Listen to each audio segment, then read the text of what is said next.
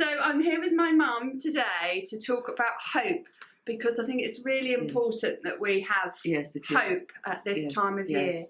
And both of us had really big struggle last year at Christmas, because I lost my dad. And I lost my husband. And we all struggled, the whole family, because Christmas was felt soon after.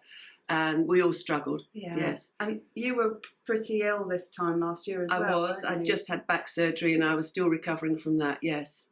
And you had like an illness, didn't you? I did. I had like a flu illness as well, yes. Yeah, so it's kind of very similar, really, to some of the struggles that people are experiencing now with coronavirus. It is.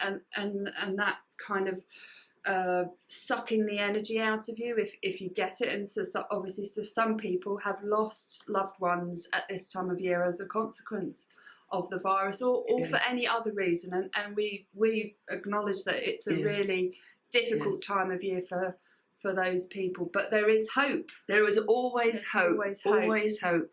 And for me, it's taking one day at a time. Yeah, and I know you said a friend of yours talked to you about that. Yes, yes, that was the first advice I received, was to take one day at a time. Initially, I found it very hard, but now I've had havening, and that's brought me through the stages of grief, and now I can take on board the one day at a time. And so that's how I approach life, without too much expectation. That's right. Yeah. And I know for me personally, last year, Mum, if you don't mind me saying, it was a real struggle. It was a real struggle last year, and I kind of felt as if, and I spoke to my brother and sister, I felt like I had to put my grief kind of on hold. Yes, and I felt that too, and that burdened me as well, because I was worried about your grief. Yeah. But we were both in a bit of a mess. Yes, we were. And that's just natural part of the grieving process. But definitely for me, havening helped me deal with the trauma of that day and let go of the unhelpful memories and the really unhelpful emotions that were weighing me down from the day. And I know that you were really sceptical, weren't you? Oh, I wasn't a believer at all. I didn't think it would work for 1 minute, but it was quite revelationary, actually. I felt quite a different person after havening, and as I said, it brought me finally through the grief.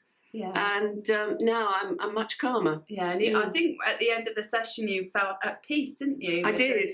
With it all, because there was a lot of guilt wrapped up in the actual incident. Yes, there was a lot of guilt, and I've come through that, and I've come to terms with it. Yeah. Yes, and we put together a kind of mini havening brain health coaching kind of program, didn't we? Ruth's been an enormous help to me. Enormous help. Yeah, and that's really brought you out of your shell a little bit, hasn't it? And yes, it has. Hoped you move into a space of happiness. Yes, and and being able to really, I don't want to put words in your mouth, but you're much more alive again, aren't you? Oh, yes, without a doubt. I mean, I take a lot more interest in things now than I ever did before.